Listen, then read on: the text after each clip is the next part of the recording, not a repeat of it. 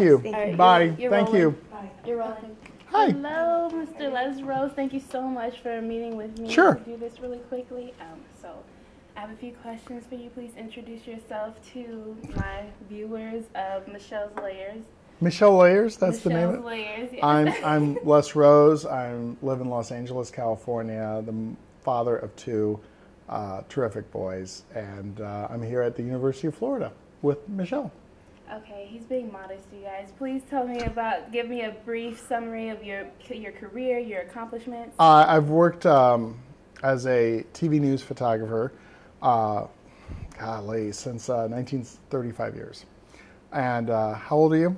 I'm 22. Okay, that's almost twice as long. Anyway, so I've worked as a TV news photographer for 35 years. I still look forward to work every day. It's still a blast. I mean, I'm having fun. And I look forward to keep on doing it as long as the wife lets me and the back holds up. Okay, now my first meeting with you was in my ethics class this week. Mm-hmm. And as journalists, we face a lot of ethical issues when Sure. Gathering stories. What has been your biggest ethical question? At my level, I got to tell you, we don't have to deal with that many because we, especially at the network level, we have a lot of filters.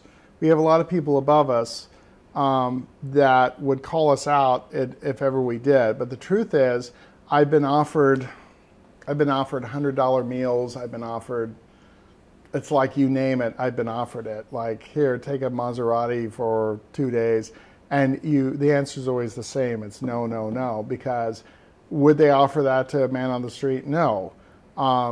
They're trying to buy your influence, and they're trying to buy you. In fact, my master's thesis was about ethics, comparing Edward R. Murrow's ethics with modern ethics today. It's the one thing, you have to be ethical to be in this job. Okay, and another question for you is this career is very give and take. So what has been the peak of this and also the pit when it comes to your family life? When it comes to the family, that's a really good question.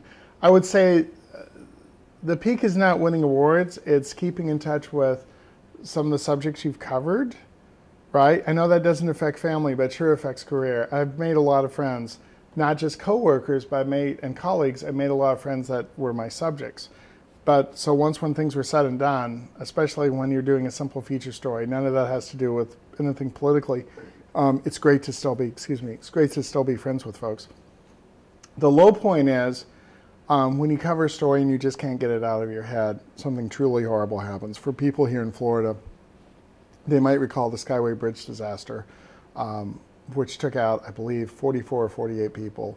And that's in my head. I was the first person to be in Shanksville, Pennsylvania for my company on 9/11. That definitely gets in your head when you don't see the remains of a plane. And I was in a neighborhood in Cerritos, California, and almost heard, I say almost because I heard it off in the distance, when a Cessna hit an Air Mexicana plane and wiped out a neighborhood. And to be there before the ambulances get there, it doesn't get out of your head. So my family has to deal with my quietness some days if I get a particular flashback or something like that. But overall, that's very rare. I'm doing everything I know how to do in fact, right after this, I'm going to be calling the kids to put them to sleep and let them know I'm home tomorrow. All right, that's awesome. And what's your advice for all of us aspiring journalists? My advice to you is show up early and stay late and be better than the rest. Awesome. Seriously. Tonight, for example, I gave this free, the university paid for it, but I gave a seminar here, and you have a couple of hundred journalism majors, and 20 of you made it out. I'm happy to have you, 20 or 30. I'm happy to have you guys, but it kind of shows, I know some people have to work, some people have class, but when something like this comes your way, and it's not just me, it's any guest speaker, try and get different perspectives as much as possible. And you have YouTube and all these other places. Find inspiration and steal from great works like the rest of us have. In order to get better, I will look at a great story 10 times, 20 times, 30 times, make it part of my DNA, And then I'll watch the story with no volume on to see how it works visually. And then I'll turn my back and see and turn up the volume so I'm not looking at the visuals. Make sense? Gotcha. And then I'm listening and see, does this work as a radio story as well? And the biggest trick is not every story is going to be a keeper.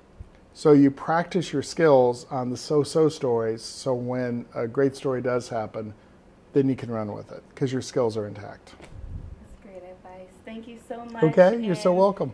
Thank you for coming to the University of Florida and Thank speaking you. with us. I've truly been inspired. Oh, thank you. When can we expect you back? Rumor has it, if all goes well, I tend to be here every semester. I'm hoping to be back in the fall. It's no secret I love teaching, so we'll see how it goes. Thank you so much. It's my pleasure. Thanks, Let's Michelle. Rose, you guys. Thank you Thank so you. much. Thank you.